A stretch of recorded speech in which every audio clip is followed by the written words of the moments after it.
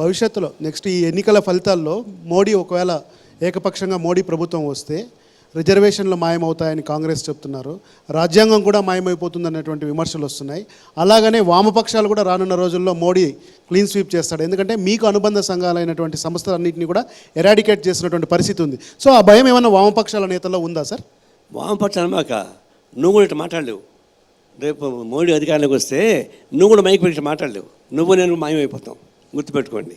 అది సభ్య సమాజానికి వ్యతిరేకమైన పద్ధతిలో మోడీ వస్తున్నాడు. ఇప్పుడు ఏమంటున్నాడు చెప్పండి?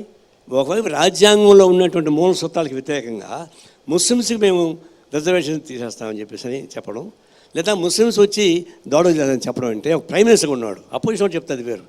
ప్రధానమంత్రి చెప్పడం అంటే అర్థం ఏకపక్షంగా మేము 400 సీట్లు రావాలి, ఉన్న రాజ్యాంగం మొత్తం ధ్వంసం చేసుకుంటూ పోవాలి, నేను రావాలని కోరుకుంటున్నాడు. నీకు ఎగ్జాంపుల్ ఒకటే, మనకున్నది వ్యవస్థీకృతమైనటువంటి సంస్థ 5 ఉన్నాయి. ప్రెసిడెంట్ ఆఫ్ ఇండియా ఉంది, election commission of India, judiciary, CBI, RBI. ఇవి అన్ని 5ని మొత్తం ధ్వంసం చేశాడు లేదా చెప్పండి? ప్రెసిడెంట్ ఆఫ్ ఇండియా ఏముంది? ఉత్సవ విగ్రహం అయ్యింది పాపం, ఆమె ఎక్కడో కూడా తెలియదు. శుభకార్యక్రమానికి ఆమె పిలవరు. ప్రెసిడెంట్ ఆఫ్ ఇండియాని శుభకార్యానికి పిలవరండి, ఎక్కడ ఉందా దానివల్ల పిలవరు. అట్లా సిబిఐ ఎటో యాక్ట్ చేసి తెలుసా? ఇప్పుడు జ్యుడిషియరీ ఆ చంద్రచూడు వచ్చినా కొద్దిగా మేలైందేమో, కానీ అంతకుముందు ధ్వంసం చేసిపోయారుగా. ఇప్పుడు ఎన్ని కమిషన్ ఎవరైతే 4వ ప్లేస్లో ఉన్నటువంటి వ్యక్తి ఆర్ఎస్ కార్డు ఆయన ఫస్ట్ ప్లేస్లో పెట్టి నడిపిస్తూ ఉన్నారు. అందువల్ల మొత్తం ఇప్పుడు ధ్వంసం చేస్తున్నాడు. రేపు రాబోయే రోజుల్లో 400 సీట్లు కానీ వస్తే ఈ రాజ్యాంగం ఉండదు, నువ్వు నేను ఉండవు, ఏకసభ్యంగా మోడీ ఉంటాడు. అది ప్రమాదం వస్తుంది. 1952లో హైదరాబాద్ రాష్ట్రంలో వామపక్ష పార్టీలు మెజార్టీ స్థానాల్లో పోటీ చేసి ప్రధాన ప్రతిపక్షంగా ఉన్నారు సార్. ఇప్పుడేమో చూస్తే ఆ పార్టీ దగ్గరకు ఒక సీటు, ఈ పార్టీ దగ్గరకు మాకు మద్దతు, లేకపోతే కార్పొరేషన్ పదవి ఇటు వెళ్తున్నారు సార్ వామపక్ష పార్టీలు. 52లో మేము అధికారంలోకి వస్తున్నామని చెప్పేసి మెజారిటీ వచ్చింది కాంగ్రెస్ ఈక్వల్గా. 55లో ఓడిపోయినాం కదా. కేవలం మేము అధికారం రాబోతామనుకొని సుందరయ్య ముఖ్యమంత్రి, Chandrarajeswara home minister, బసవపన్న education minister చెప్పుకున్నాను. 55కి వచ్చిన మొత్తం ఓడిపోయినాం. కేవలం 15 సీట్లు వచ్చాయి. అంటే మా తలపోగులది అహమ్మావంతో పోగొట్టుకున్నాం. అప్పటి నుంచి ఇప్పుడు దాకా నడుచు కిందికి వస్తూనే ఉంది. ఇంకోటి ఏంటంటే మారుతున్నటువంటి ఆర్థిక, సాంఘిక, రాజకీయ పరిస్థితులు సర్వేగా మారుతున్నాయి. పివి నరసింహరావు వచ్చినాక న్యూ ఎకనామిక్ పాలసీ పెట్టిన తర్వాత ఇంకా మార్పులు వచ్చినాయి. ఆ మార్పుల్ని సక్రమైన పద్ధతుల్లో మేము అకలింపు చేసుకొని దానికి అయ్యే పద్ధతుల ప్రకారం ఫైట్ చేసినట్టే అది ఒక విధంగా ఉండేది. దానికన్నా మేము చేయండి పార్టీ చీలిపోవడం. 62 వరకు communist party versus Congress party కదా, ఇంకెవరున్నా చెప్పండి. 1962 వరకు కాంగ్రెస్ వర్సెస్ కమ్యూనిస్ట్ పార్టీలే. 64లో కమ్యూనిస్ట్ పార్టీ చీలిపోవడం. 67లో మేము వాళ్ళని కొట్టాడుకోం దేశం మొత్తం మీదుగా. 67లో యాంటీ కాంగ్రెస్ పెరిగితే 8 రాష్ట్రాల్లో కాంగ్రెస్ పార్టీ ఓడిపోయింది. కానీ మేము చీలిపోకుండా ఉంటే ఆ ఫలితం మాకు వచ్చేది. ఒకవైపు వచ్చిన మార్పులతో పాటు పార్టీ చీలిపోవడం కూడా ఒక ప్రధాన కారణంగా మేము భావిస్తాం సార్. ఇప్పటికీ మీ జాతీయ కార్యదర్శి, ప్రధాన కార్యదర్శులంతా కూడా ఎప్పుడైనా మీటింగ్లు పెడితే ఇద్దరం కలుస్తాము, కలిసే చర్చలు, సంప్రదింపులు జరుగుతున్నట్టు నాకు ఊహ తెలిసినప్పటి నుంచి కూడా ఈ డైలాగులు వింటున్నాం సార్. మీరు కలుస్తారా? రైలు పట్టాలాగా ఇట్లనే ఉంటారా? మేము బాగా కలుస్తాము, మీటింగ్లు పెట్టుకుంటాము, మంచి కాఫీలు, టీలు తాగుతాము, అంతవరకే కానీ బావా కదా అంటున్నాము. అదే సమస్య కదా మీతో జరుగుతుంది కదా. అంటే ఎన్నాళ్ళు సార్ ఇది? That's a fact. కాలచక్రం మీ వైఫల్యాలని గుర్తించారు, కానీ దాన్ని సరిదిద్దుకోవడానికి ఎందుకు సమయం పడుతుంది?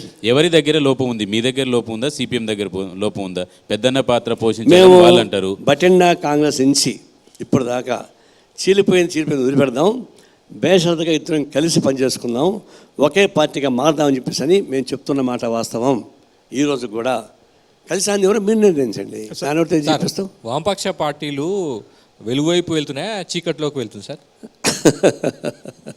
మేము ఎప్పుడు వెలుగులోనే ఉంటాం, కానీ జనం ఒకసారి చీకటి తోస్తుంటారు. మీరు చీకటి భయపడడానికి, మీరు చీకటిని చూడడానికి ఇష్టపడలేరు కాబట్టి వెలుగులోనే ఉంటురా?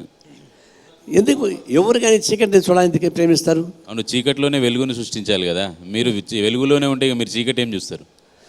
అది నువ్వు లాజిక్ మాట్లాడట, పాలిటిక్స్ మాట్లాడండి.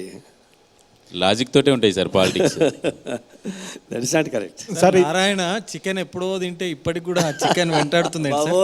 నా వెంట పడుతూనే ఉంది అది. అమెరికాకు పోయినా కూడా నా వెంట పడుతుంది అది. అది కూడా మీరు చేసే పనే, నాది కాదు. అంటే మీరు తినకపోతే మేము చేసేవాళ్ళం కాదు. అదే చెప్తున్నా.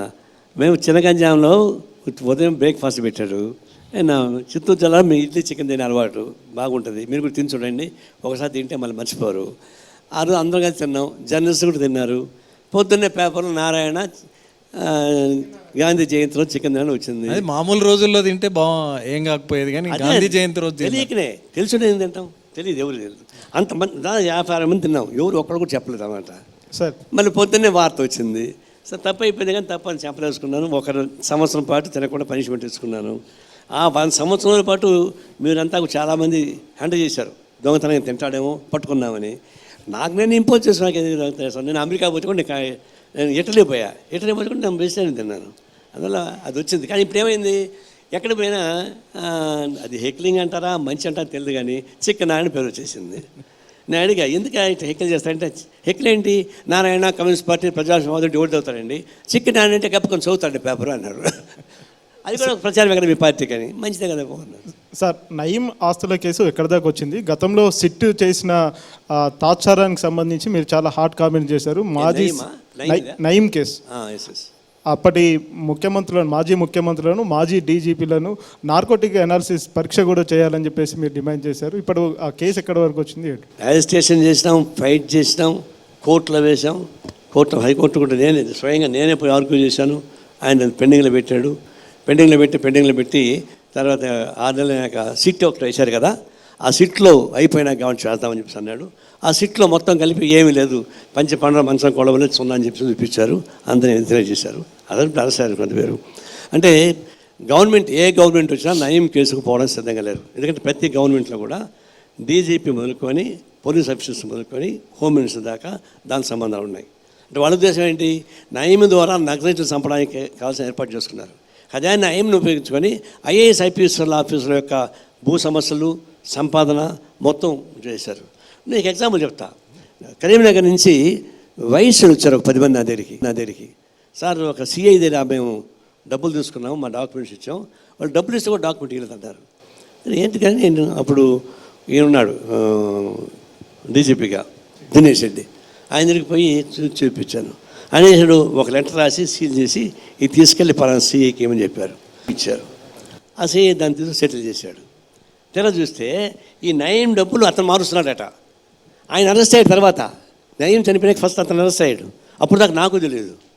అంటే ఆ విధంగా పోలీసులు వదులుకొని అయిపోయేదాకా అందరి దగ్గర ఆయన డబ్బులు మారుతున్నాయి. ఇప్పుడు కూడా ఒకరిద్దరు ఉన్నారు రియల్ ఎస్టేట్లో నయీం డబ్బులతో రియల్ ఎస్టేట్ చూస్తున్నారు. వాళ్ళు నయీం మాయమైపోయాడు, డబ్బులు కొట్టేశారు.